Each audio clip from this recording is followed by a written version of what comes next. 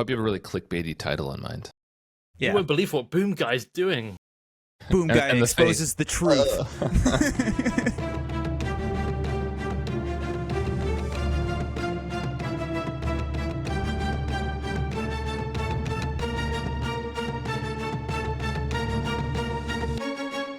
Hello and welcome back to another episode of Shadow the Cast. Today I'm here with Villain Theory. Hello. Hey, and one of our favorite guests that we've had on the podcast, Boom Guy. Hello, governor. Are we all going British for this or going English kind of? Yeah, let's do it. Yeah, we all have ties. My parents are currently in the UK. I think they're hanging out with you, Villain Theory. I didn't tell you about that, but I think they're swinging by if that's cool. I heard there were some troublemakers just coming over the border, so that's probably related. Probably. I am so excited to have you on, Boom Guy. It's always a pleasure to do content with you. And today it's going to be an exciting day because not only are we talking about how to interact or go to different Marvel Champions events and playing with people that you don't know, how to build decks and kind of talking about that. But we also have some brand new, never before seen outside of kind of you and the design team, promos for some of the Wave 4 and Wave 5 winning hand promos that we are going to be revealing towards the end of the stream that are going to be, I think, physically released at MCDC as well as available for print and play? That's correct. Yep. I'll be giving them out just in booster packs, kind of like I did at Con of Heroes. I had a booster pack of random heroes. You're not going to get all of them, but you'll get a selection of them. And then you can trade with your friends, your enemies, or anybody else to get the ones you want. I did love that activity at Con of Heroes, right? Because you get a booster pack. I think at Con of Heroes there were 3 heroes in each booster pack, if I'm remembering correctly. There was like 5 or 6. Okay. Well, yeah, there was a good number. They were fun. But then you got to go around and trade with people. It's like, oh my gosh, I really want a Groot. And so I was like, okay, I have this like Black Widow. Maybe I'm okay with trading this. And then as you get to play with other people, which is something that you do get to do a lot at one of these conventions, is see kind of what they have in their packs and then trade and like curate the perfect collection for what you want. So I'm looking forward to it. It's going to be a good time. Yeah, one thing a lot of people I saw were doing was they were trying to trade for the heroes that they had brought along to the con. So they were going to be playing those. They were trying to trade, like, oh, I brought Groot or I brought this or that. And I did core set through Wave 3. This time we're doing Wave 4 and 5, and I did a reprint some of the core set. So if you didn't get some last time or if this is your first time coming, you'll get a chance to get some of those as well. Nice. So that will all be available as a print and play on your channel. You'll have links for that once afterwards. It'll be somewhere. I don't know. Yeah, it feels like I started this project like a year ago. I was going to go through all the waves and do all the heroes, and I announced it and did a video. Then I feel like it kicked off this whole moment where we have so many alt arts now. Then I showed up and there's so many people giving away alt arts, and it was really, really fun. So I'm excited. Yeah. That's super cool. Speaking of your channel, can you give us an idea of what you do on the Winning Hand podcast? Yeah. Like you said, the Winning Hand podcast, we have a audio or video podcast, whichever you prefer. So YouTube or anywhere you get audio podcasts. And we talk about Marvel Champions. We talk about one card at a time is the hook. So it's built around a single card each episode, but honestly, half of the episode is other stuff that we talk about, what we've been playing, what we're excited about. We share decks that we built, and then we also talk about the card. So if it sounds boring listening to an hour about a single card, you won't have to. Most of it is other stuff. But yeah, we have a good time. We do guests. This season, we're basically doing guests every episode as much as I can because our permanent third host dropped off. So we've just had a rotation, and we're going to keep that going. So it's a good time. That's awesome. I know I've been on a couple of episodes. They're always a fun time to record, and I don't listen to the ones I'm on because I hate the sound of my voice, but I do listen to the other ones, and those are also fun to listen to. I kind of wish they were longer than an hour, but... Oh, well, there's a limit. Some of us can't listen to 3-hour podcasts, Nelson. Hint, hint. Yeah, the goal here is to slow it down to 50% to hit that 3-hour mark, so... I love it. Nice. Well, today's topic is kind of talking about cons and how we approach conventions. And so I know Boom Guy and I have both attended Con of Heroes. How many times have you been, Boom Guy? Have you been every single time? So 5 or whatever there's been. Yeah, I have also been there. And then what's really fun about this episode is the dynamic, because Villain Theory, you have not attended a convention, correct? Yes, I feel like I'm going to be standing for at least a good amount, if not most, of the audience here. I've never been to a Marvel Champions Con. I've heard about them. I've heard a lot about them, and in fact, I even have some of the promos Boom Guy made for Con of Heroes. They're really cool. So when you get that link set up for print and play or whatever, I'm interested. But yeah, I've been to locals. I've been to local meetups and things, a few different places. So I've done the smaller scale stuff. But yeah, I'm kind of curious to hear more about it from you guys. Yeah, and the concept of this podcast did come to fruition through a new convention that is happening in October called MCDC, the Marvel Champions in the District of Columbia area here in the United States. That is being headed up by Boom Guy. So Boom Guy, can you tell us just a little bit about that con, maybe when it is, and then we can talk about how to prepare for it?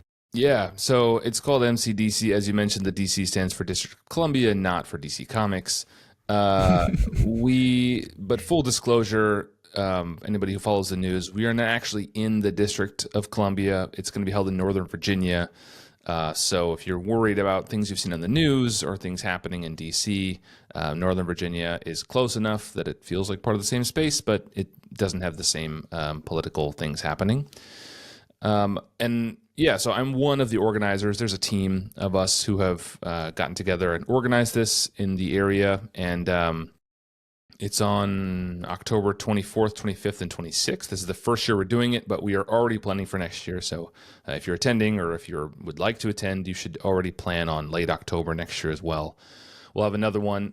We sold out in like 10 days this year, so we're going to expand. We're going to try to double the space for next year, so we'll have plenty of space. But yeah, it's going to be your standard con fair. We're going to have lots of open play.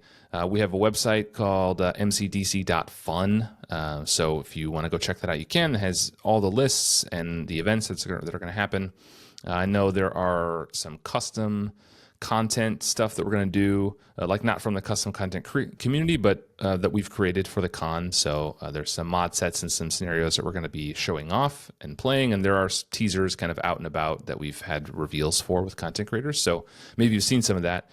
But yeah, we're going to be playing through very much like Con of Heroes, and then Sunday is less structured, and we're going to be actually diving into some of the custom content from the community. So me and some other people have printed a bunch of custom scenarios and custom heroes. I know there's a huge custom content following in this game, and we're going to play through some of those. So some of the scenarios out there are really, really fun, custom stuff. So we're going to show some of that stuff off and just kind of chill out and play games. Or you can play the normal, stuff released by FFG also. That's really cool. I don't think that I knew that Sunday was going to be custom content day. I'm looking forward to that because I've played some custom content. The one that really stood out is one by Andy, the Mr. Negative. I think Boom Guy, we actually played that one together at Con of Heroes. Yeah. Such a cool scenario. But you did mention that we are going to have the normal, quote, events. What does that mean? What is an event? Is it just like a scenario, or are we doing something else? Yeah, so there's going to be like a massive multiplayer thing, and we're going to be using the Trickster Takeover. So often the Con of Heroes has like their own massive multiplayer thing that they create. We did not create one, but since Trickster Takeover is very new, we're going to use that, and we have a mod set we developed to kind of work with it. So we're going to be playing that, and then Friday we have another event. We're doing a custom campaign and kind of mixing in some of the mod sets that we created as well. We didn't create any scenarios. We created some mod sets to mix in, so you'll be able to take those home and mix them into whatever stuff you want. And of course, everything is voluntary. Like if you don't want to play the stuff we created or the scenarios that we're doing, you don't have to.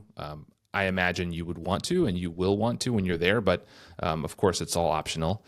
And then, yeah, as I said, Sunday's a little more chill, so nothing structured. I know there's also going to be a PvP tournament on Saturday, I think, led by one of the other organizers.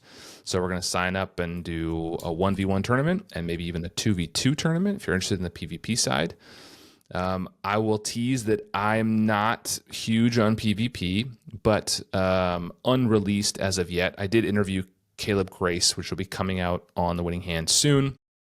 We had a lengthy discussion about Civil War and PvP. And actually, a lot of things he had to say got me a lot more excited for it. So I think I will be trying it now. I was like very much kind of like, it's not for me.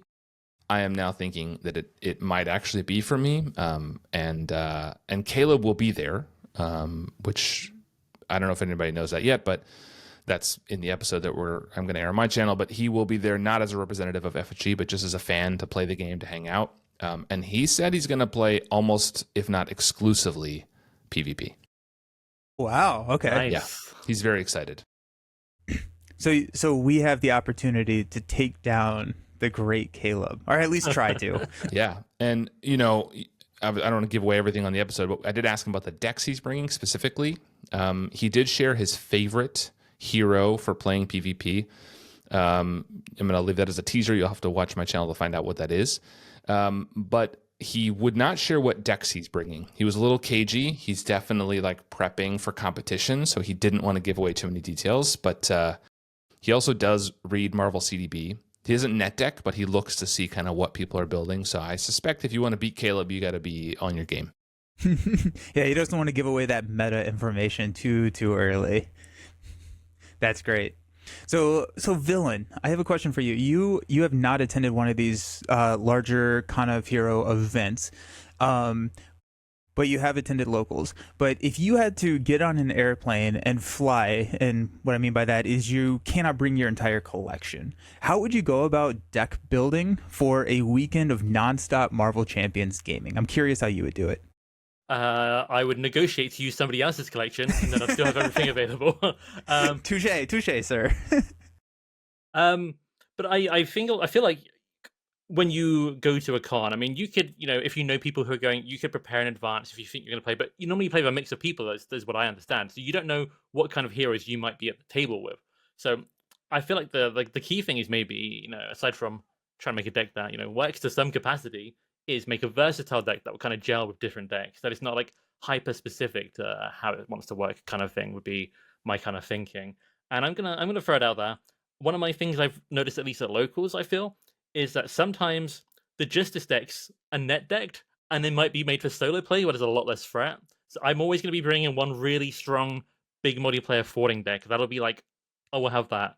And then it could kind of be a mix of anything. I feel like could be what I'd be trying to take. So what is your biggest, baddest, strongest Justice deck that you would look to build?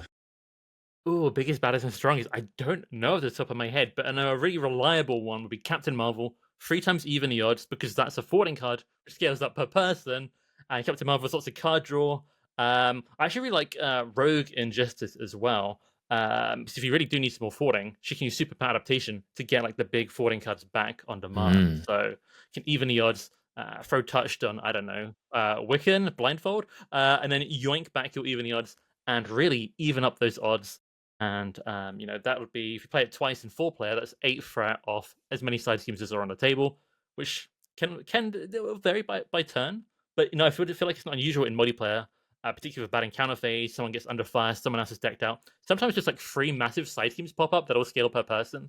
And I really like getting rid of those. Yeah, you talk about Rogue. Rogue is a super fun hero to build for one of these events because it's not like a local where you may play one game, and if you show up and Rogue is paired with 3 heroes that she may not vibe well with, you can make that decision at one of these events. You sit down and it's like, okay, Rogue is not here, but then you like sit down and you see like Storm at the table and you're like, okay, well, I'm going to pull out Rogue and we're going to have some shenanigans across the table. And just like, you're going to just get to play with so many more different heroes. And so it's fun to start to build into some heroes that work super well outside of maybe your typical play style. That's fun. What about you, Boom Guy? What are you typically looking for when you're trying to build maybe like a if you have like a case this big of cards to bring? I guess you're local, so you have your entire collection. So when you're going to Minnesota, what for Con Heroes, what are you looking to build? Well, I usually, even when I'm local, I try to just build decks beforehand, and then that's just what I have. I don't bring my whole collection. I find that like kind of distracting. I did that, I think, early on, maybe the first or second Con of Heroes, and I just end up spending so much time thinking about how I could change a deck or tweak a deck, and then I'm just sitting there with my box like looking through cards instead of playing games. So I just bring what I bring, and that's what I have. I like to kind of bring things that are versatile. And I think a really important thing when you come to a con or an event like this is to understand your decks. So if you're in net decking, make sure you've played them or try to at least have read them and understood how they work, so that when you sit down, I really like to tell people, if it's your first convention, have like an elevator speech of what your deck does. Because, you know, in 2020, 2021, it was enough to say the aspect and the hero you had. But nowadays, there's so many different archetypes within aspects that saying you have a protection deck doesn't mean it's defensive. I don't know, is it a repurpose deck? Is it a ready deck? Like, there's all kinds of things it could be. So being able to sit down and say, like, look, I have a really big thwart deck, or I like to kill minions, or this deck is going to be all about defending for the table, whatever it is, and just being able to say that, and then everyone can kind of decide, like, okay, well, if you're defending for the table, then I don't need to bring my defense deck. Maybe I'll play something else. Just make sure we have all the bases covered. I tend to try to build decks that are pretty like specialized in multiplayer. Like, I do this one thing and that's kind of what I do, and that's it. Like, someone else has to do all the other things. So you don't need to bring a deck that's like versatile, that can thwart a little bit, heal a little bit, do a little bit of damage. So I just lean into whatever I like really want to do, and that's kind of how I build for it. Yeah, so you're building decks that are, you know, not Jack of all trades, the master of something, because you have 3 other heroes at the table that can handle thwarting if you are, you know, really working on minion clearing. When I'm building decks for a con, I typically like to build at least 1, and typically I'll go into 2 per aspect, and so I'll typically bring anywhere from 4 to 8. And kind of like what you were just saying, just because it's a justice deck doesn't mean that it's like a big thwarter, or if it's an aggression deck doesn't mean that it's just a minion clear. I've built leadership decks that are giant thwarting machines, and so you're not necessarily pairing the aspect to exactly what it can do, but you have to have kind of an idea of what your deck can do, and then you show up, and like I've said, like, this is a leadership deck, but it's focused on thwarting. And that's kind of how I would approach it, because sometimes maybe then you run 2 leadership decks and you don't have a justice player at the table because that blue deck is the main thwarter. But I will typically try and go 2 decks for each. That's just because I really like to play a lot of different heroes and a lot of different decks. Do you all subscribe to kind of that same idea? Would you build kind of across the entire table, or like, I'm a minion slayer, I'm bringing 8 minion slaying decks? Jeez, villain. Why don't you go first in this one? Yeah. When I've gone to my locals, obviously we only play 1 or 2 games. Normally it's just like an afternoon or like a 6-hour thing or something. So I bring 2 decks if I feel lazy, or 4 if I feel like inspired or more involved. And I definitely try and have like a variety of roles. Sometimes, you know, people who listen to Shadow of the Cast a lot will know I don't love defensive protection. So maybe I brought a pool deck, or I brought like a mixed aspect character, because I really like most of those characters. And it definitely will vary. But usually definitely aggression, justice, and leadership I will almost always have. And I think the way to approach that is really interesting, listening to what you guys are saying about that, especially like Boom Guide and specializing, because I fully agree. You know, when I talk about big thwarting, like the difference between a solo justice deck and a 4-player justice deck, when you're building for those specifically, is incredibly enormous. So I definitely like specializing. The only thing I think I'll throw out there is something I've seen at locals, at least. Sometimes people will build, like, let's say, all for damage, but then they won't have any defense. And unless they are kind of know in advance somebody is going to be playing defensive protection, sometimes that can get a little dicey. But I think that also varies with hero, because I think the Age of Apocalypse wave and the Agents of S.H.I.E.L.D. wave, basically every hero is pretty defensively solid. You know, Magic's got all sorts of stuff, barriers, Colossus, Bishop's got his uniform, and I can go through all of these characters. Like Nick Fury can go into stealth. Maria Hill's got this little thing called the Pericles. Winter Soldier's got stunned and his arm block. Everyone's got all this defensive stuff. So depending on how modern all the heroes are, you might just need to, you know, maybe this is an interesting topic. I know some people are like side decks, sidebar, kind of like, oh, I don't have this exact thing. Maybe I just need to slot in a couple more allies or tough cards or something to block with. Could be a little interesting thing. Maybe just have a little Mockingbird or something at the side that, oh, maybe we need some more defense. Here's something that can stun and then block for someone, like that. But yeah, I think typically I always have that big Justice deck, and then I'll have 1 to 3 other decks, and see how it goes. Yeah, I think another point I wanted to just bring up while I remember is you talked about what about, you're saying, do you just go along to this event thinking you're gonna like minion slay all the minions? Um, I definitely think I recommend generally trying to diversify what kind of decks you have. But something I think is more than ever kind of relevant to Marvel Champions is there are multiple heroes that will want to slay minions, and if you have too many at one table, they like kind of fighting for it, which can be kind of fun, or it could be kind of frustrating. It might depend on the person in the group, just how few minions or many there are. So maybe that's something to keep an eye out for. Don't bring 4 characters that all want to slay minions, because if someone else does that at your table, I don't know. I think it could get a little dicey. Yeah, I think minions are like the most contentious thing these days. And as I'm looking at Tigra, in her upcoming release, very focused on minions. And there's so many heroes now that want to engage with minions, and some of them, want to keep them around. Some of them want to kill them. Some of them just want to bring them out. Some want some combination of that. I do think that the minion kind of archetype and the space is getting pretty crowded. So I would don't bring a deck thinking you're going to be the minion slayer. If that's like you bring your Valkyrie deck and you want to kill the minions because, Tiger might be there, Winter Soldier might be there, Thor might be there, Vision might be playing Bring It. Like there's a lot of different heroes who might be like, oh, can you leave that actually? Or I don't want you to kill that. Or I don't know. That's the minion stuff is a little crowded. I think your point about defensive stuff is interesting. I've been playing and tweaking a Jubilee aggression deck recently, and I brought it a couple meetups that just doesn't have allies and just doesn't defend and is full glass cannon. So like sometimes she will die, but it's just like somebody else better defend me. And it's like I'm just giving that responsibility to somebody. So often I'll ask, like, is someone defending or is someone going to have allies?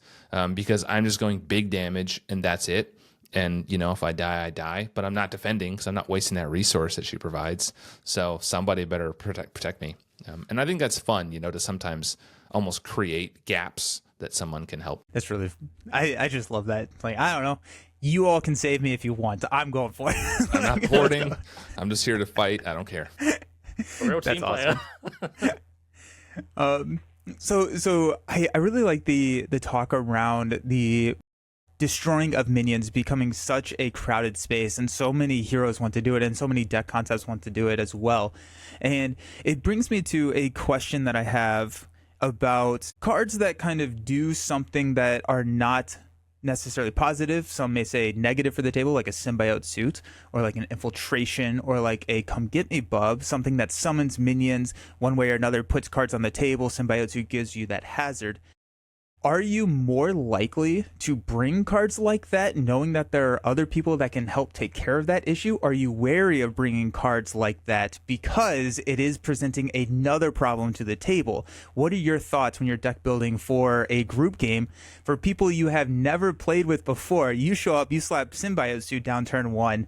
Do you deck build with that? Are you like, nah, that's not what we're looking for in the group game? There are some people. I think Symbiote Suit is contentious. I am on the record saying that I have house ruled it in most of my games, that if you play the Symbiote Suit, you get the extra card. It doesn't just pass to everybody else. I know some people don't like that, and they like that it goes around. They say, the Symbiote Suit helps the table. But I say, like, you're not sharing the extra card you get every turn. I don't ever get that card draw. I don't get those health points. I don't get the stat boosts, but I do get your extra card. I think there's some heroes where like it's justified, right? You get enough of a benefit from it. Thinking of, for example, Drax is a pretty good example of a hero who's going to ready a lot and do a lot for the table with the Symbiote Suit. I have played with people who just kind of willy-nilly put the Symbiote Suit into every deck, and it's like, why does Miss Marvel need a Symbiote Suit? She doesn't, but here it is. So like you deal with the card. I don't want to clean up your problems. Other stuff, I think you just have to be smart about it. I think one way or another card I think about a lot is Specialized Training, which is the one, I think it's 5 per player, and everyone gets an upgrade that lets them draw a card for doing something. That's a cool card, and I think in solo it's used a lot. When you put a side scheme down that has 20 threat, that is just a lot of threat. And generally, in my experience, played in 4-player, by the time you actually clear it, the game is pretty much turned and you're going to win anyway. It's rare that you have enough thwarting early on to clear that to like help build momentum. And same with Symbiote Suit, right? It's such a tempo hit to put your entire turn into a card like that is then also going to bring negative consequences to the table. So I think it's not impossible. One way or another is tough too. 4-player game, you're pulling out big side schemes. Are those cards you draw like gonna make up for the tempo hit across the table? I don't know. So I think you have to be thoughtful with it, but I'm not against it. I just think you gotta be careful with it. I have quite a lot of thoughts on this. I thought me and Boom going to be really different. He's like, someone has to defend for me, I'll attack. I was thinking he was going to be, Symbiote Suit, give me a second Symbiote Suit, I'll break the rules and just go for it. So I think we're a little bit closer to land than I expected.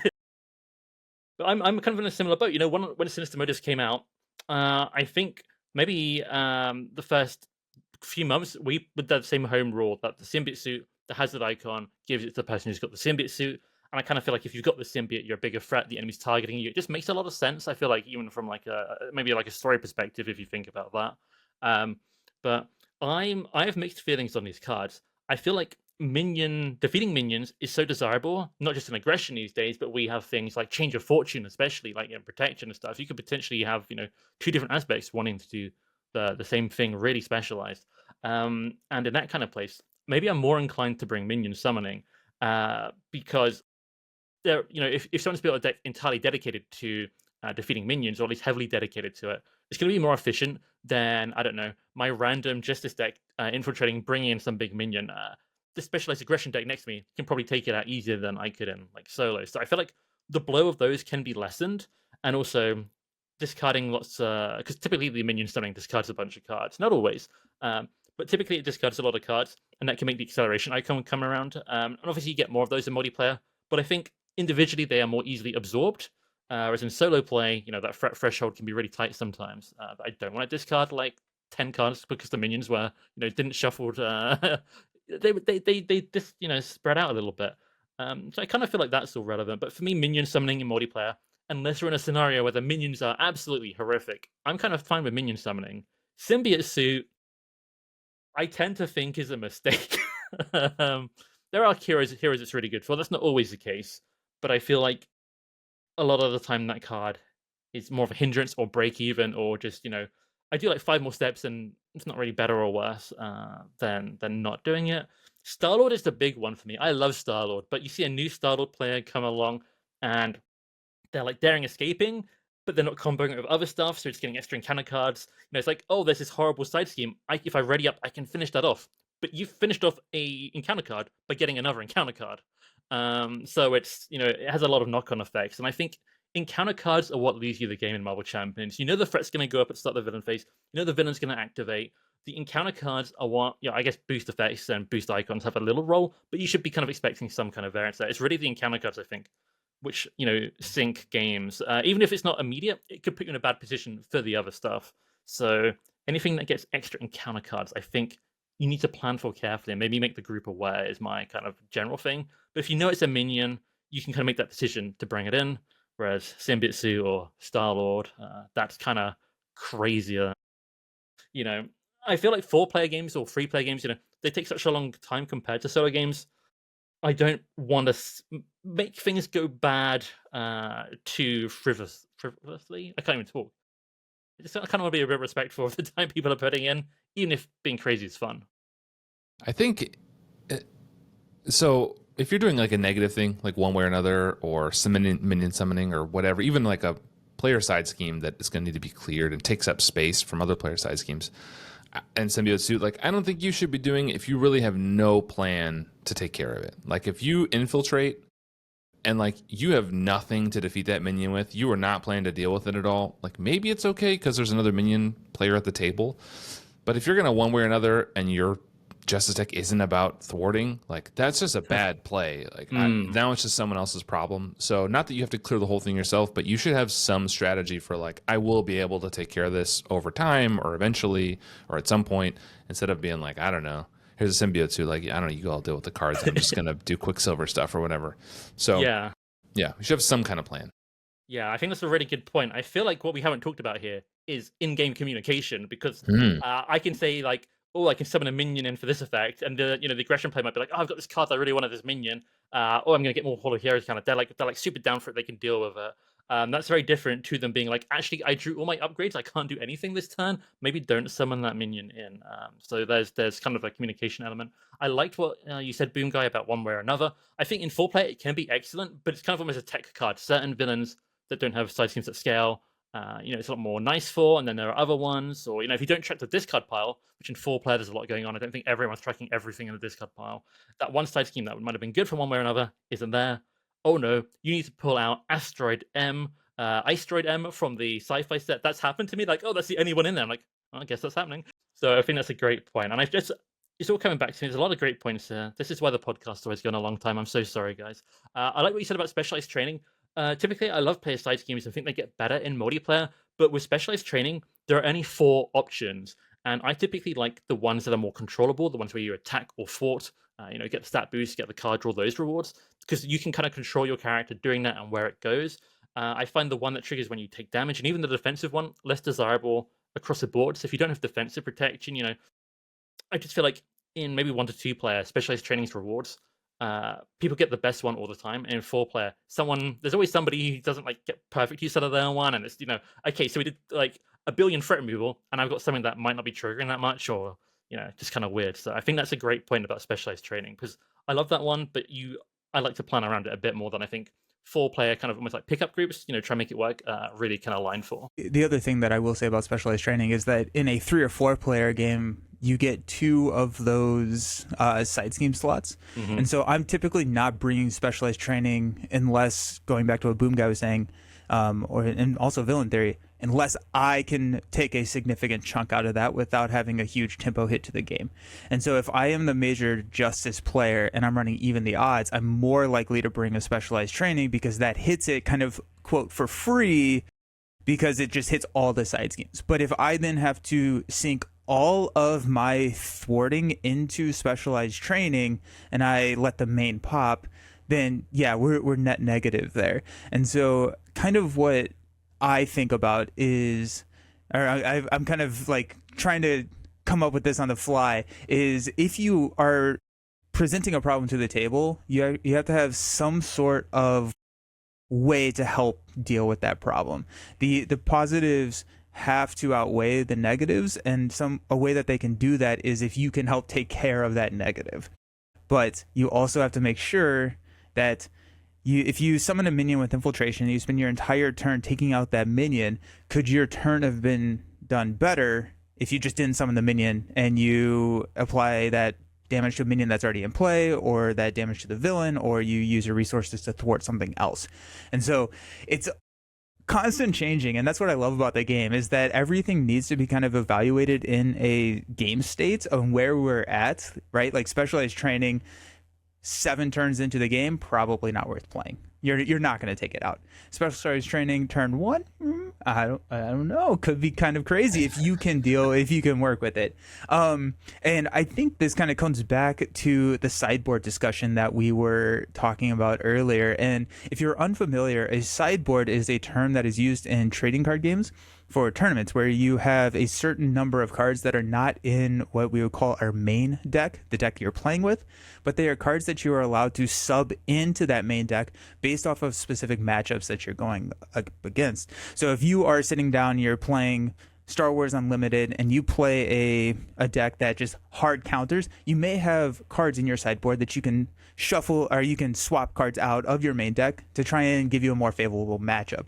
Now, well, I guess this game is competitive now, so but in the cooperative sense, I'm curious how a sideboard could kind of help us with this discussion. So if we sideboard infiltration and we only use it if we have a Thor player at the table, that could be kind of interesting. Maybe I build a deck, thinking about the decks that I'm building, where I build a minion summoning deck that benefits me. Maybe it's a squared off. I'm playing a leadership deck and I'm bringing these high impact allies in, but I'm sideboarding squared off, and I'm only bringing it in if I see a Thor or a Valkyrie or someone who's focused on minion slaying at the table, and I can help kind of give them more to take care of, because I've been in situations where I'm a Thor player and there are no minions on the table. I'm like, beans. I don't know what to do now, right? So I think that could be kind of interesting, to kind of build sideboard, but that sideboard be used as cards that introduce problems that could help other players with their stuff. And I'm thinking mainly minion summoning here. I don't necessarily think one way or another is a great target for this, and Symbiote Suit is a tougher target for a sideboard. But minion summoning could be kind of interesting to just kind of bring, and if you have somebody who wants minions, throw it in there and just run a more efficient deck. Yeah, I think that's a good shout. I think a cool sideboard card for me that I've been playing around with is Get Over Here, the 0 cost event that everyone forgot about from way back when. If I'm playing Thor, for example, at the table and someone's pulling out minions with infiltration, I can get a double benefit by grabbing that minion and putting it in front of me and then drawing the cards from it, and also helping them so they're not stuck with it. So there's like ways around that you can play like that. Another great sideboard thing are team up cards. I have generally bring a bunch of them in a sideboard, and it's like I'm playing Black Panther. Oh, someone else is also playing Black Panther. Better put that in my deck, And there's others like minion or allies you can swap out, right? Some of the tables playing Vision. I don't really want my Gray Vivian in the deck, so I'll swap it out for something else. So I usually bring like a few generic Gray allies that I can swap in and out. Mockingbird is a solid one because even if someone else has it, she comes and goes pretty quickly. But yeah, the Gray Vivian is one. If someone's playing Vision, then like I don't really want to have her because she's just going to get in the way. So stuff like that I think is pretty easy for sideboarding. Yeah, I kind of like what Boom Guy's going with this. When we talk about sideboards, I like Nelson's idea of bring some spicy cards which might be suitable. But for me, I feel like practically when I go to my locals, I do have like a few generic gray cards. If I've got Quinker, I'll make sure I've got a Helicarrot in my sideboard that if someone else has got Quinker, just swap those around. Helicarrot is particularly good in multiplayer anyway, but little things like that.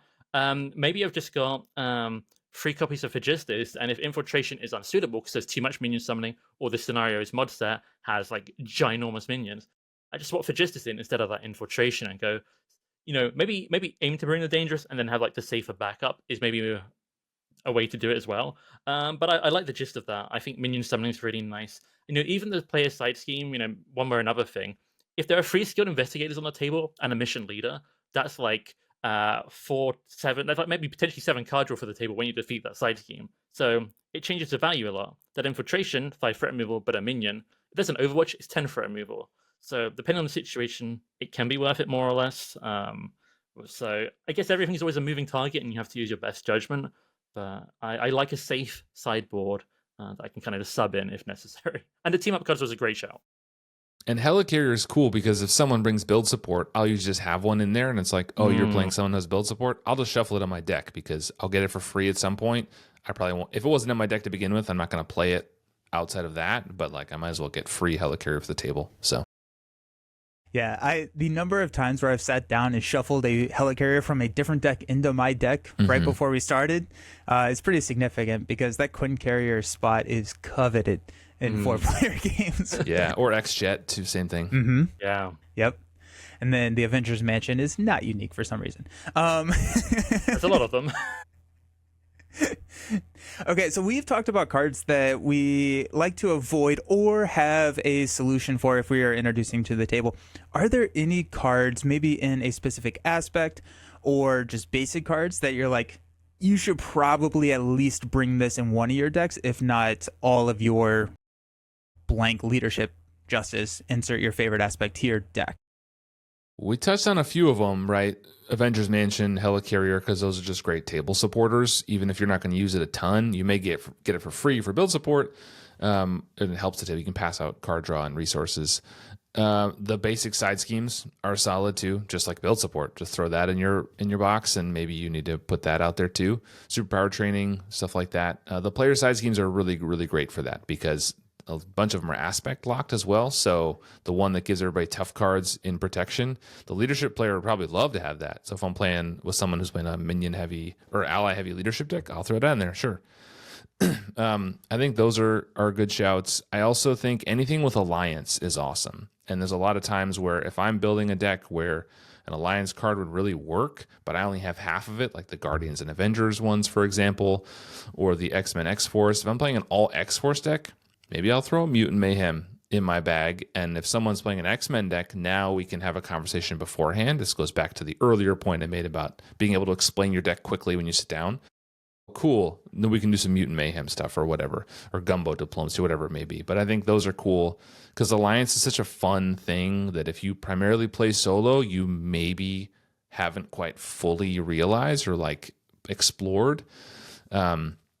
In the same way, like, you know, Ranged and Sentinel in the Lord of the Rings LCG, right? If you primarily play solo, those are just less important or significant keywords to you. They're irrelevant, essentially. So, yeah, being able to play with Alliance is really fun. So that's something you can kind of look forward to. And then, you know, if you can plan ahead, right, with people who are coming, you can build kind of Alliance decks. I did a little bit of that at the last Con of Heroes, which is fun.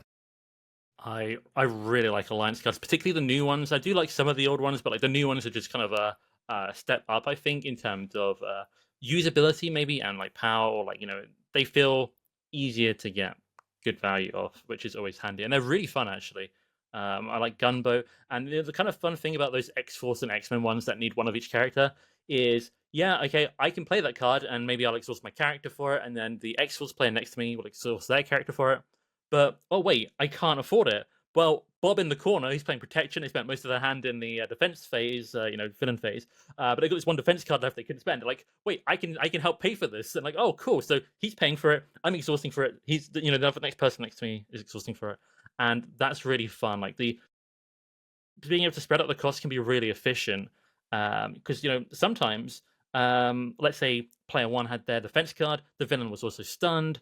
I guess be player two have the defense card. First player, the villain be stunned for. Maybe the defense player didn't do a lot. They've got all this money, and it can be really more efficient for them to spend it on an Alliance card that helps the table than try and make the best of whatever defensive kind of like hand they've got left. So I really like that. I really like that point. I think that's really good. Yeah, I am going to bring some Alliance cards now. Like this is got my head going. It'll be fun because there's going to be X-Men players at the table.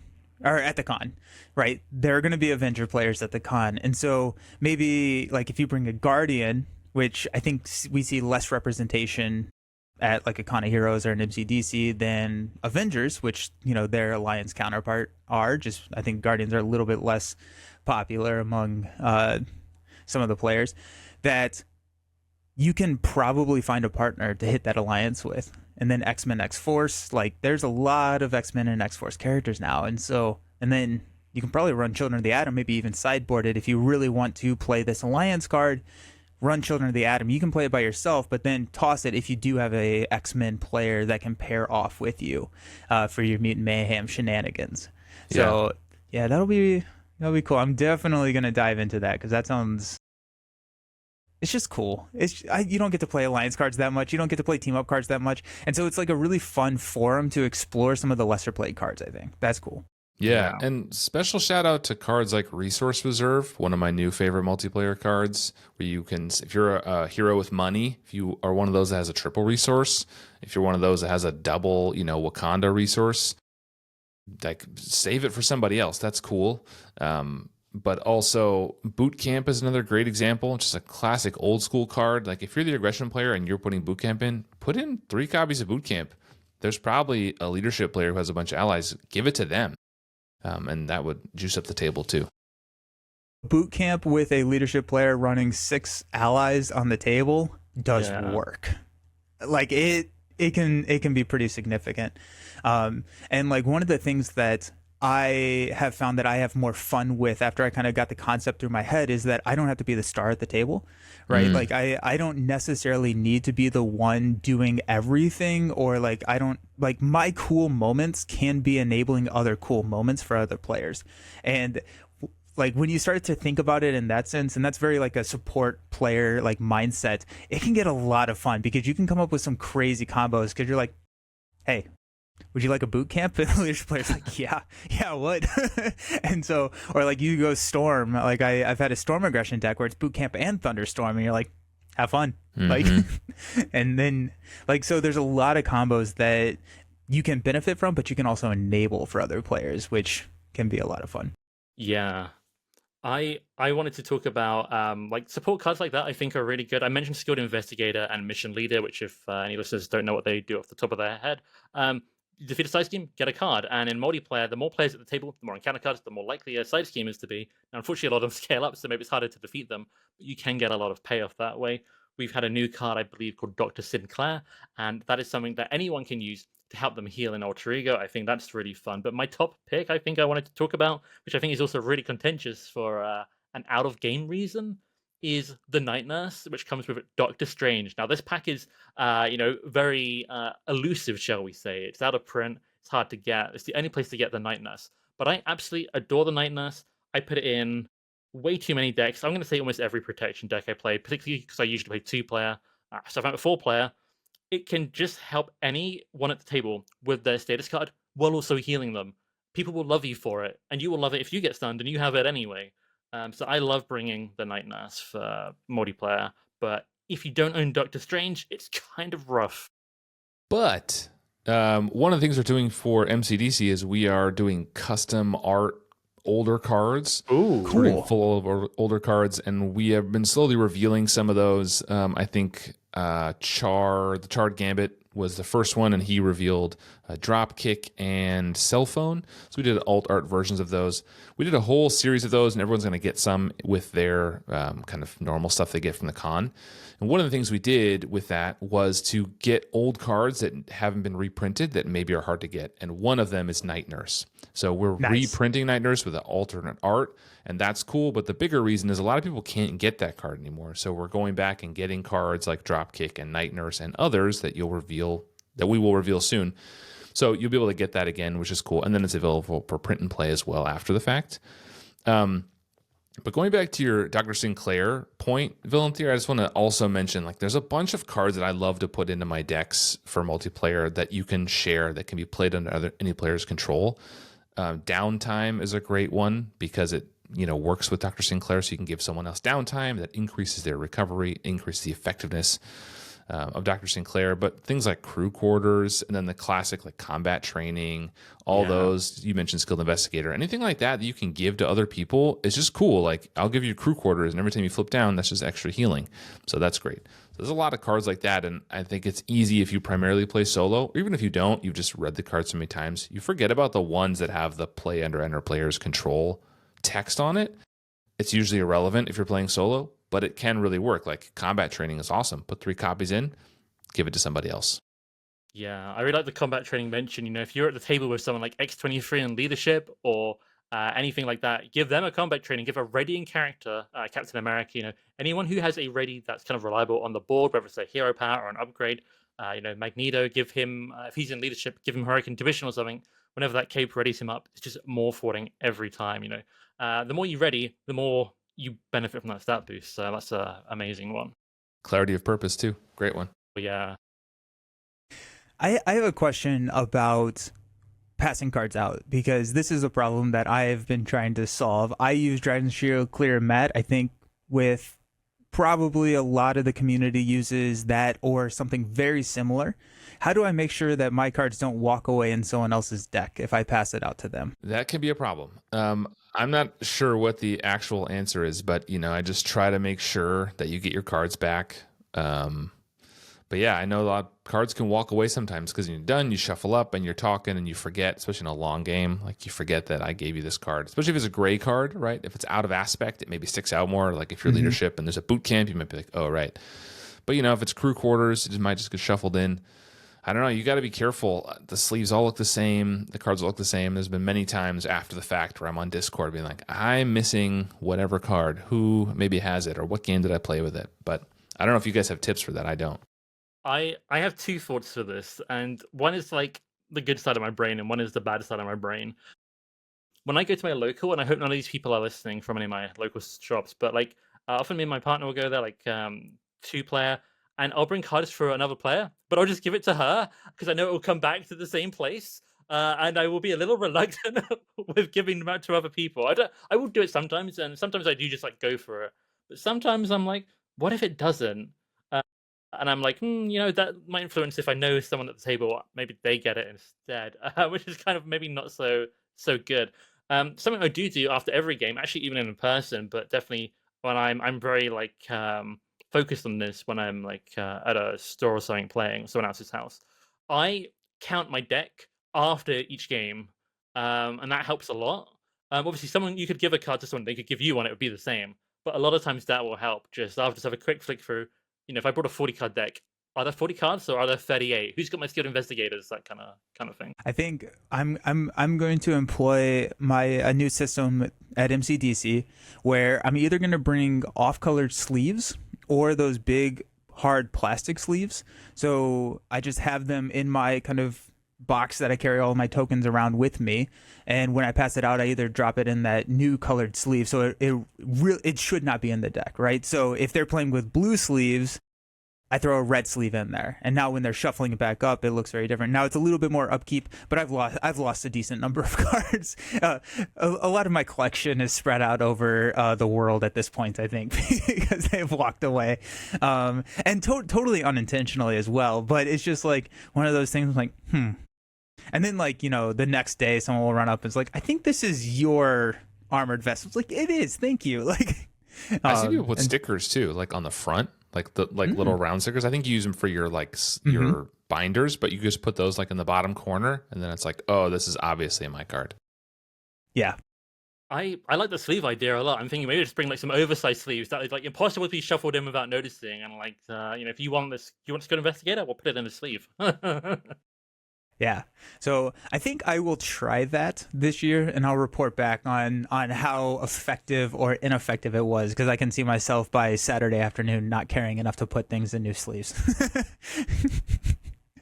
Okay, so I do want to get to these new promo arts, and we'll talk about that. I have one more question for you, just from a person who, like, I have some social anxiety. If I come to the con by myself, how do I find a group to play? What are the explicit details of how do I find someone to play with if I'm coming by myself? Yeah. So if before you go, if you haven't learned the secret handshake, you should make sure you study up mcdc.fun. You can find the details there, or Winning Hand Podcast. No, there's no secret handshake. Like I told people before the last Con of Heroes, we did a bunch of videos running up to the con, and I know I got emails from people asking or comments like, hey, I don't know anybody, like I'm nervous, how do I find a group? And I said, if you don't know anybody, if you're watching this, you see my face, you know what I look like. I will also have a name tag on. If you just like yell my name into the crowd, I will wave at you and you can come sit with me and play a game. That's like your last resort. So no matter what, you have one person you can play with. There are going to be a lot of content creators there, and I think generally, sorry for their social anxiety, but they get approached a lot. I'm sure a lot of people come up to you, Nelson. Approach them, but generally, I think everyone's pretty friendly. If you just sit down, and we're all here to nerd out about the same game, if you just sit down and you just like pull out a deck and just sit there, somebody will strike up a conversation with you. I tend to be pretty outgoing. If I see someone not talking to somebody, I will approach them, bring them in, have them sit with me, play a game, whatever. But yeah, if you don't know anybody, you know one person. It's me. Boom Guy's here. Just yell my name. You'll sound like an idiot. You'll sound like a psychopath. You'll feel like one, but then you'll have a friend. That same goes for me as well. Let's get in a game. I will walk around and I'm thinking of Con of Heroes at this point, and I am unfamiliar with what MCDC looks like at this point. But we all I walk around. The first one. Yeah. I walk around Con of Heroes, and there are going to be people who are not playing games just because there's not a set time for a Marvel Champions game. They don't all take 64 minutes, right? Like, so there are going to be people who are playing, and then there are people who are going to be looking for a game. And a lot of the times, everyone looks like me when I'm also looking for a game, like kind of confused, alone, scared. And like, you can like identify that pretty easily and like, hey, you want to grab a game? And then once like two people start to sit down, like more people start to kind of show up because they're like, oh, there's a new game happening. And so like if you can kind of initiate just with one person, you don't have to find a group of 3. If you initiate with one person, you're probably going to find at least 1, probably 2 more people that are looking for a game and want to play with you. So that's another kind of just like, if you can find one other person that's not playing, you can find a game. And at the risk of making myself sound like a complete narcissist, most of the time at Con of Heroes last year, I played 40 games. I took the log of all the games I played, which is an insane amount of games to play. But I had essentially a queue the whole time. People come up to me and be like, "Hey, Boom Guy, I got next," or like, "Hey, I want to get a game with you." And I really did my best to like find that person later on to play a game with them. So if you want to play a game with me, just like come find me. I will put you on the list and I will try. But people who played games with me who were there can attest. Like throughout the weekend, people come up to me like, "I want to play a game. Can I get next?" Or like, "Are you almost done? How close are you?"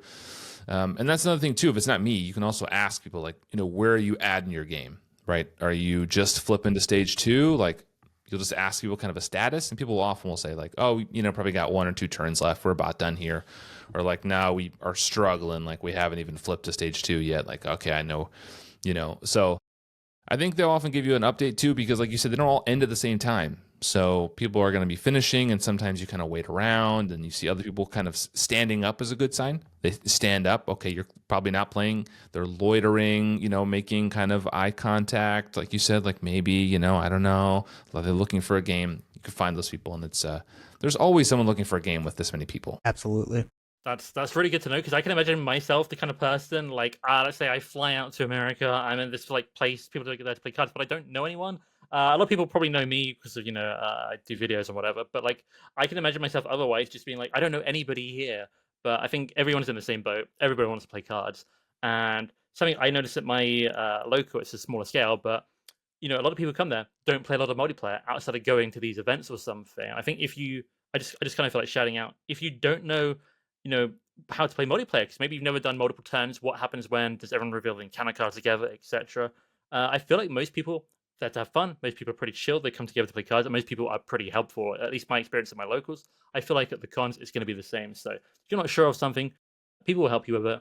And there's some complicated rules in this game, and I think sometimes there's kind of people tend to be pretty forgiving, is my experience.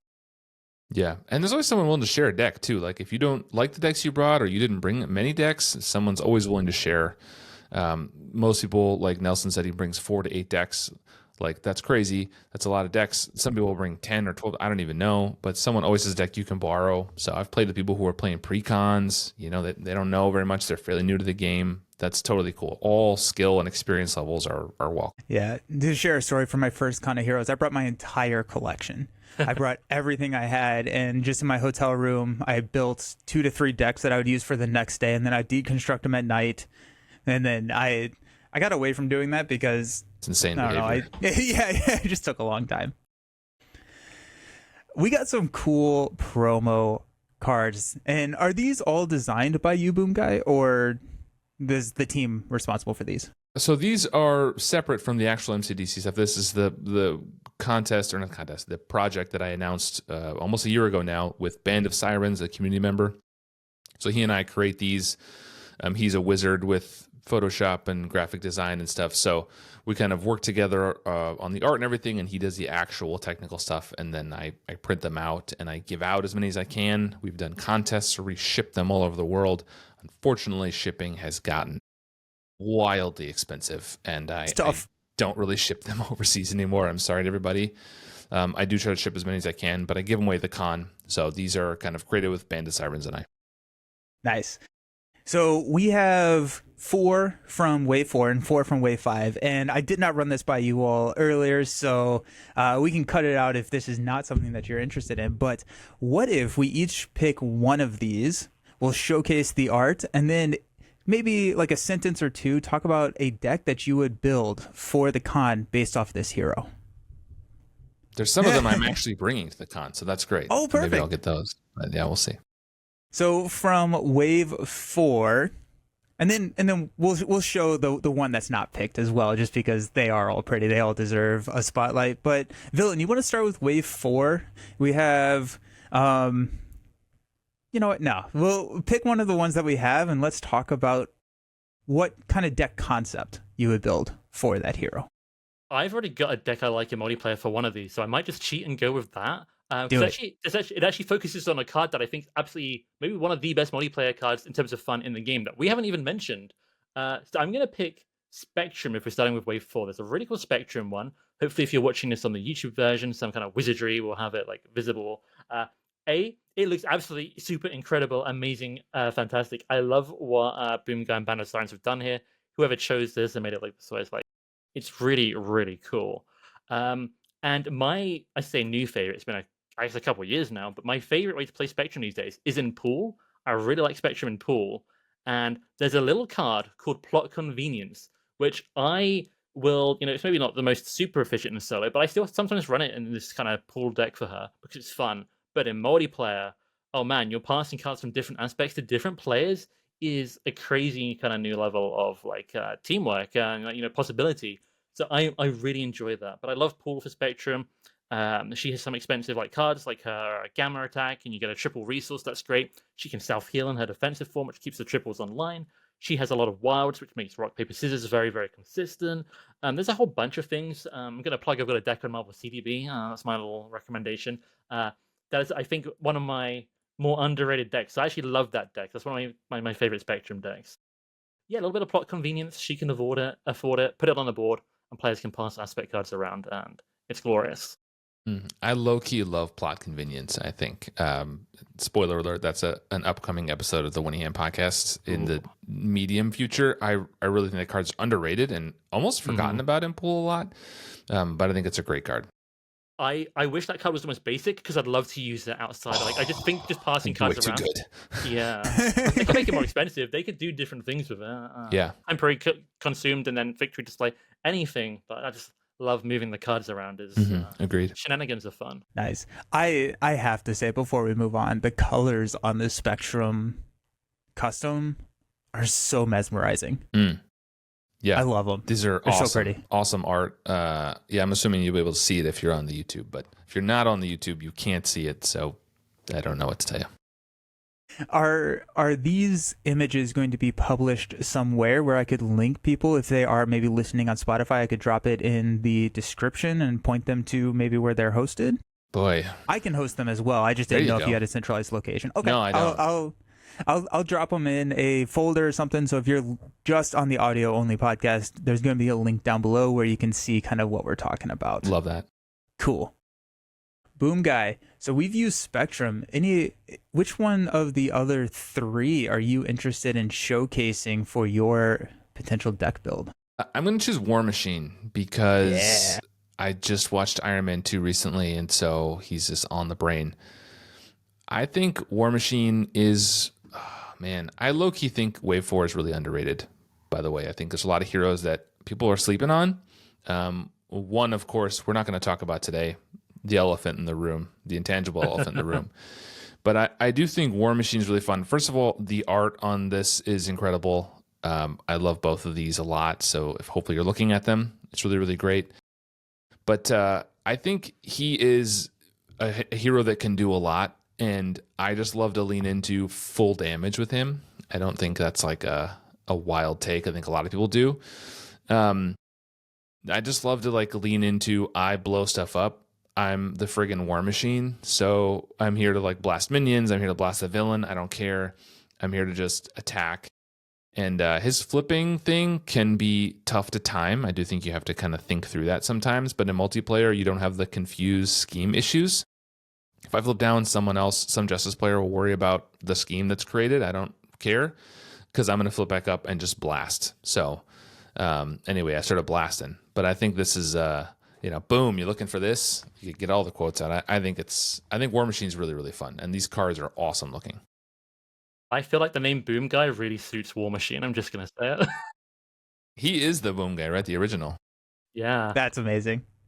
I love it. I want to say, yeah, I think the Wave 4 here is a little bit underrated, but also I think they've aged really well with the new stuff from Agents of S.H.I.E.L.D. I think me and Nelson have talked about it on the podcast before, but as a Leo Fitz, Gemma Simmons, even Ready for a Fight, there are different ways to go Trigo, different ways to get his tech set up that I really like. If I'm in multiplayer and I've got Float Like a Butterfly in my deck, but there's a War Machine at the table, he gets the Float Like a Butterfly. Yeah, for sure. No, I think people sleep on this wave, but there's good stuff here. Yeah, I like War Machine a lot. Another mention of the art, and I talked about this in the video that has already been released on the channel, talking about some of the new mod sets that are going to be out at MCDC. I love it when the art creates a dimension where part of the art is behind some of the text and then it kind of comes in front of the text. It really gives like this dimensionality to the card, and War Machine really does that with like his shoulder cannons and his rocket launcher on top of his shoulder. I love it. It just like it pleases my brain to look at that kind of stuff. Yeah, I love the alter ego too. Alex Frost is just like an awesome artist generally, but I just love like realistic, and then working on the suit. It's just great. It's great stuff. I want to big up. I don't know if this was you, Boom Guy, who requested this, or if Band of the Sirens did it themselves, or whatever happened here. But aside from the art, look at the text. The action on the alter ego is more accurate than the real cards because it has a limit once per phase. Yeah, yeah, that was an errata that came out. I don't know when, but a while ago, and we talked about it. And I just made sure we put the errata on the card, so it's the most up to date rules version. But yeah, it's a good shout. Thanks for pointing that out.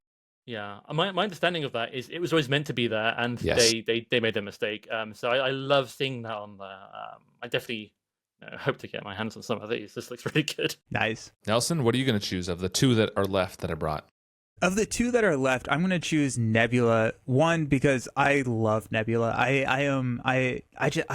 love Nebula. But two, I think out of the four that you're showcasing here, Nebula has the coolest art. Again, the colors are stunning, very Spectrum-esque, where like you have like these really like kind of like, I don't know, it's like almost like cyberpunky colors, where it has like these like neon colors that all like work together. Nebula, both on the alter ego as well as the hero side, just look epic. And so I have to talk about Nebula.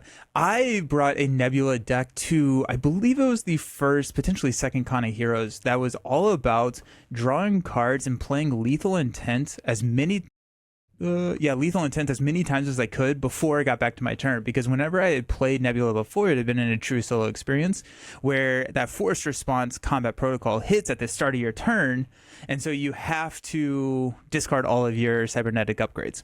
So you play Lethal Intent, you call for an action on Boom Guy's turn. Before it hits mine, I can play my Lethal Intent, and then I can, hit my Weapons Master, deal 4 damage, and then it comes to me and I get to deal 4 more damage. And so it's this whole like timing puzzle that I found really satisfying. And in a 4-player game, you have a lot more time to figure out that timing puzzle, especially if people are passing out skilled investigators, helping you draw cards, that kind of stuff, to hit those lethal intents. That's just a ton of fun. I think I ran a leadership deck with like a strength in numbers, and so I was calling on actions to draw cards on other players' turns to try and play like multiple lethal intents before it got to me, and then I'd flip down and kind of reset everything. I don't know how good it was, but it was fun. That's the important part, right? Yeah, right. The other Nebula deck that I've had a lot of fun with was a minion slaying deck where she has one of her upgrades that gives all of her attacks overkill, and then it was a hone technique like melee. And you can just follow through and apply multiple cases of overkill damage to a ton of different targets, and just that was a good time. But that's kind of how I would probably build Nebula. I'd probably go back to the leadership just because I ran the aggression version last year, but I have found myself bringing a Nebula deck to most of these cons. That's really cool. I want to quickly shout out to Nebula. If you have a Nebula deck and someone's playing Cyclops, play the Nebula deck, because once I get Field Commander down, Lethal Intent will never miss, because Cyclops is always first, so you can always take that action off turn, which I... Ooh, that's a good That's shout. fun. That's really cool. Nice. The last one that we have here, I'm going to show on the screen, is an Adam Warlock. And instead of us coming up with the deck, we're going to let the listeners. So in the comments, let me know, how would you build an Adam Warlock deck knowing that you have this sick new alt art? Down in the comments, let me know, or let us know kind of what the concept would be, or how you would theoretically build a Adam Warlock deck for a con. Because I think that would be fun to look through. He's tricky. He is tricky. He is very tricky. He got probably the hardest deck building requirements in the game. But any comments on the art? It has the dimensionality aspect where he's in front of his text on the hero side, which makes me very, very happy. What were the design or the choice considerations around choosing this art? He's hard to find good art for, to be honest. I really love the kind of vintage looking alter ego art that we have, but there was not a ton of art to find for him. So he was definitely one that we struggled with. But I do really love the hero here. Just really gets a sense of power and scale across in a way I don't think the original art does. Sorry, FFG. No, totally agree. Yeah, he looks epic in this, right? He looks like he's important. And he is. Yeah, I was gonna say I really like the art here, particularly the hero side. He's just I feel like that embodies what I know of Adam Warlock really well.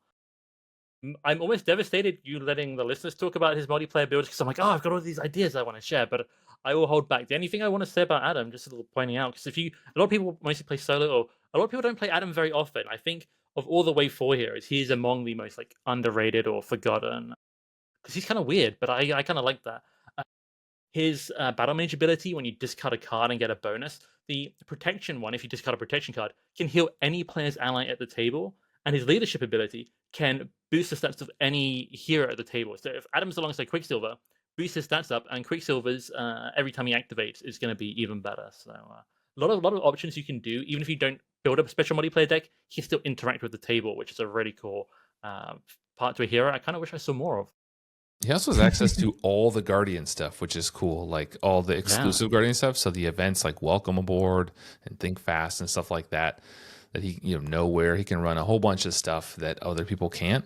I got in one game at the last Con of Heroes with Caleb, and this is what he played. He played Adam Warlock. So nice. Yeah, the Warlock's one. Moving on to Wave 5, which is kind of the Spider-Verse and the Champions wave. We got 4 more alt arts to choose. Boom Guy, you want to choose one here first? Ooh, I can choose first.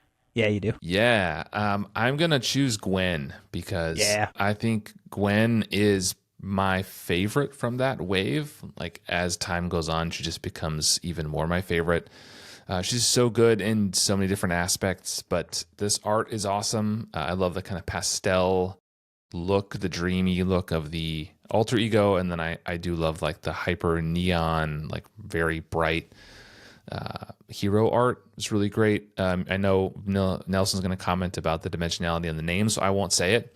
I'll let him talk about that. But I think Gwen for me recently has become a favorite in Justice, and I'll take a page out of Villain Theory's playbook and plug one of my own decks. I published a Gwen Justice deck a few months back that I really had a lot of fun with, a flipping deck mainly built around abusing the parental guidance card as much as possible to ready and stash cards. And being able to stash cards with her, things like Lay Down the Law become super consistent because I can hold it for exactly when I want it, and spending a lot of time in Alter Ego. So if you're looking for a fun, like quirky, weird Justice build for Gwen, I would say try that. It works really well in multiplayer. But I think she has great hooks in every aspect these days too. She even has hooks in leadership. I think that's probably her like most difficult one to build into, but it's definitely there. Yeah, and then I think she has all the spider stuff, which is cool. You can always lean into the spider stuff, the Wed Warrior stuff if you want to. I really love running Quick Quip in that Justice deck, which is really fun. You can play Quick Quip, and then you can use Warning to prevent the damage and ready yourself from Quick Quip, which is a fun little interaction. So it's a good deck, a great hero. So check it out. Yeah, Ghost Spider is one of my favorite heroes. Historically, because of the protection synergy that she has. But yeah, I agree. I think, as we get the expanded card pool, she has so many really interesting builds in all the aspects, and also interesting builds in a non-perfect defense protection deck as well. But the art on this just gives me like Across the Spider-Verse into the Spider-Verse vibes, and I love the aesthetic. And so this is one that I will leave the con with one of these. This is my Grail card. It's here. happening. Yeah, it's beautiful. I want to say I love the art for this. It's really cool. I didn't actually properly look at the art for this one until Boom Guy started talking about it. I was like, wait, this is really good.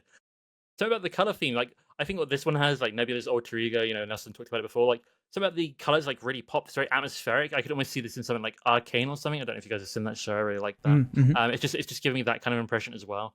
So yeah, this is really, really cool. I traditionally don't like Ghost Spider as much, because of the defensive stuff, but that's not entirely true. Not entirely true. But I think I like her less than most people, just on average. But she's very fun, very dynamic builds. I think the parental guidance card very overlooked. Kind of, I think that deck is really fun. Nice. Alrighty, villain, you're up. Which one are you going to build for us? Yeah, what's up? I picked first last time. Did you want to pick? I'm giving you the choice. Well, we may be doing this this cordial thing of I haven't chosen yet, so I'm pushing off the decision to you, and you may be doing the same thing. No, I'm not. Okay, yeah. I just already like mentally determined that I was going last. So I was like, okay, that makes it easy. I can choose between 2 instead of 3. So Cool. I'm gonna steal the one I really wanted to pick, but I didn't want to take it if you wanted it. I'm being very polite here. I want to talk about Nova because I love Nova, Nice. and I like Nova in multiplayer. And multiplayer Nova likes me and everyone at the table. He likes, I think one thing that stands out about Nova before I talk about a deck for him. I mean, I should probably talk about the art for him here because this is a very striking pose.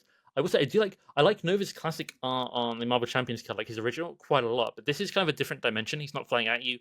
It's very striking with the lights coming out here, which kind of works with like the name. Looks like it's part of the light almost. So, it's Rocket there. Hang on, Yeah. I need to enhance.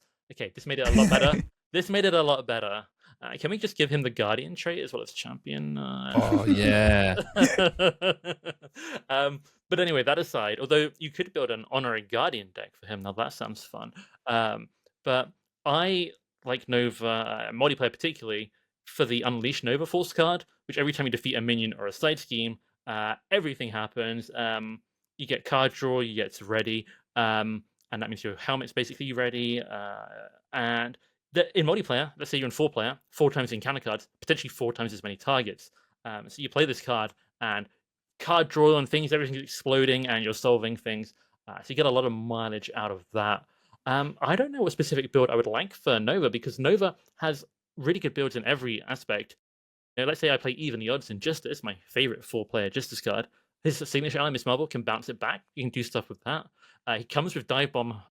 Well, he comes with Home Technique, but he can play Dive Bomb from Star Wars pack, and that is kind of a nice way to clear out the minions, put it that way. But I think I'm going to go for Leadership. There's new aerial stuff with Falcon. Make an aerial leadership deck for him, with maybe a focus on, I think it's called Air Supremacy. For every aerial character you have, target a different minion, 3 damage to them each. A very fun card. Gets better in multiplayer with more minions. So I really like that. I love his change of fortune stuff too. Like Yeah. trying to get more juice out of Unleash Nova Force on the villain phase, right? Because it lasts the whole turn. So being able to kill things and ready and defend and ready is really fun too. that's awesome. Yeah. And we talked about the hero art, but I actually didn't see it until I blew up the image because I had just seen them as like thumbnails, and that's how I've been looking at them in Discord when Boom Guy sent them over. But like blowing that image up and seeing like it has like this like cosmic entity kind of vibe behind him and his alter ego, where it's like this space, and that just looks so cool. Also, Sam looks like he is not in the right place. Sam looks so overwhelmed in this photo. He's like, which, that's kind of how I feel all the time. So, very, very cool. I love the art here. The other thing that I will say about Nova is I've had a lot of fun with White Wolf and Nova, where you can just ready White Wolf, and anytime White Wolf attacks, she doesn't take any of the consequential, but you add a threat to the main, and then it's a main that Nova can ping off again. Just like creates this like little infinite, or not infinite, but fun little combo. So I actually workshopped that combo a bit with a player called Inigo Montoya. He does some decks on Marvel CDB, and there's multiple ways to make that infinite if you are interested in breaking the game a bit. Beautiful. Yeah, Nova has a long history of breaking the game. True. Enough to errata some of his cards. So, And Inigo Montoya is actually a local and on the con organizing team too. Wow. Nice. Accidental crossover. Yeah, look at that. He'll be there. That's fun. Very cool. So we have 2 left. I'm going to choose Spider. Penny Parker's Spider. And so on the screen now, you're going to see her. I like Spider. Before she came out, I thought she was going to be the worst hero in the entire game. I was like, there's no way that a hero with 3 hand size is ever going to be able to do anything in Marvel Champions. And Take did not age well. It did not. I No? was incorrect. I was incorrect. Turns out Spider's pretty good. I want to. Okay, so one of the things that I'm going to be building around, I don't necessarily know if it's going to be in a Spider deck, but since it is a Web Warrior character, I'm going to talk about it here. I want to abuse Spider Woman, the new aggression spider card, with another Web Warrior player at the table, because Spider Woman says that whenever a Web Warrior ally enters play, you can deal a damage to another character. And just, I don't know, that just sounds fun. Just run recursion, do that. Typically you can only do it in off aspect, which means that you have to run Spider Woman, and then the combo's broken because you can't play Spider Woman. And so in a multiplayer game, when you can have an aggression and probably a leadership, you can bring a lot of these like recursion and a lot of the gray and basic, or even run a 4-player. Oh my gosh, now I want to run a 4-player Web Warrior game and have all the web. Anyways, that sounds like a lot of fun. I don't know if Spider is the best person to run that combo, but I wanted to shout out a deck that I saw Drew play at this last Con of Heroes. That was a Spider pool deck that was all about abusing laser swords. Which is you get plus X attack for bad icons on the table, and then Spider, if you've played her before, she likes to ready. And she can swing a lot. And so being able to like all systems go, ready her up again, and then just start swinging. I think I watched a turn where he did like over 80 damage. And like, I don't quite know if I can find the deck list. I'll drop that down below. But I wanted to shout that out because it was one of those things where I was just kind of like watching in awe. I'm just like, oh, okay. Like you can do that in this game. That's intense. And so Spider and Pool running laser swords. Now that harps back to our previous discussion, is like, if you're throwing all of those bad icons on the table, make sure that people know that before and know what they're getting into, and maybe ask if you can do that, because it's like, hey, there's 7 hazard icons on the table is a tough ask for other players to stomach. But Yeah. but it just looked like a lot of fun. And yeah, crazy. Also in the art, another thing that I didn't notice until I blew it up into this full scale is you have Miles kind of over Penny's shoulder in the hero art, and I think that's a really fun, like kind of like it's like Rocket in the Spectrum. Yeah. I love this art, like the steam coming out of like the face mask of Penny's robot. Like it's the hero's like very realistic kind of painted art, which is really cool. But I do also love the alter ego with the little spider on her shoulder and like sitting on the mech. This art's really great. Mm-hmm. Yeah, that's cool. Villain art. We're going. Sorry. No, I was going to ask, are these pieces of art all from that same comic that we talked about on our last episode? I don't think these are. I think, or Boomguy probably knows better than me, but I don't think I am. The left one is possibly, but I don't think so. The right one is definitely from a very different. It almost looks like a cover of a comic if I had to guess, but I don't know. Yeah, this But is hard they- to find art for too. She's a tough. Yeah. Doesn't show up a ton, the character. Yeah, but this is the really cool art, though. I like, when you start to point something out in the art, Nelson, I thought you were going to say about the little spider on her shoulder in Ultra Ego, because I really like seeing that out there. I think that's kind of fun. But yeah, I think that sounds fun. The Penny Pool Laser Sword kind of style of deck took Penny from me. For some reason, Penny and Ghost Spider for me, everyone loved them. I was kind of like, they're fine. I like them, but I don't love them. Well, Penny just changed something for me, and I especially like Mulligan to find her upgrades quicker and stuff like that. There's some shenanigans there. Who doesn't love a robot suit with lightsabers? So that's Laser swords, VT. Laser swords. I said what I said. I said Or what I copyright said. issues. Well, clearly I meant, I don't know, medieval, maybe Renaissance. When did like sabers used in naval warfare, like the real ones, with like just a lightweight one? That's what I meant. Okay, So anyway, a quick shout out to Paul, just so I want to talk about card stuff because I've never been to a con. If you want to play Pool in multiplayer, what's really good is to have 2 Pool players, or 3 or 4. Then everyone benefits off the bad icons. So it's not like I keep this bad icon out to benefit, and everyone else has to suck it up. If 4 people are benefiting of one icon, it's like 4 times the value. So I really kind of try and link up your Pool decks and cause some That's a good shout. chaos. That's really fun. The final new art here is Miles Morales Spider-Man. So if you are listening or watching, let us know down in the comments how you would build a Miles deck for a con. but we need to talk about this art because it gives me the same kind of feeling that the Ghost Spider did. I don't know if that was intentional or not on your choice, choosing those that they feel very, very similar, almost probably from like maybe the same run. But how I'm looking at this, I'm drawing a blank on the name. My view of perspective. Thank you. Yes, art terms. The perspective of both of these, but specifically the hero, is just so unique and fun. Where you're kind of like looking up at the skyscrapers as he's coming down towards you. Really cool. Really cool choice. I'm a big fan of the art here. It took me a second to realize that, like when I first looked at it, to realize you're looking up actually, because you think he's coming at you. He must be jumping up, but then you like slowly see the buildings as he's falling, which is really cool. I also like the perspective and the alter ego. Man, I love that a lot actually. Mm-hmm. Yeah, this art is great. I didn't realize he was falling until you pointed it out, and now it's like twice as cool on the hero side. You know, I feel like the spider character's getting a sense of motion is so fitting because like obviously web swinging. Web swing is the coolest thing in superheroes. I'm just gonna say it. So that's excellent. Hot take. Is that a hot take? Let me know in the comments. Intangible is clearly the coolest thing. Go on. Okay. I will say I've been reading Vision in a lot of comics lately. He's pretty cool. I've enjoyed it. Did you read the Tom King run? The Vision? I've been reading old school, like 70s, 80s, like really old school. Like West Coast Avengers stuff. I've been reading the Kree Skrull War at the moment. Okay. Stuff like so. Yeah. If you have not read the Tom King run, Visions is incredible, where he has a family, and it's like I think that's like the best Vision series. Nice. And with that, the people have to know. Boom Guy, are you bringing Vision to the con?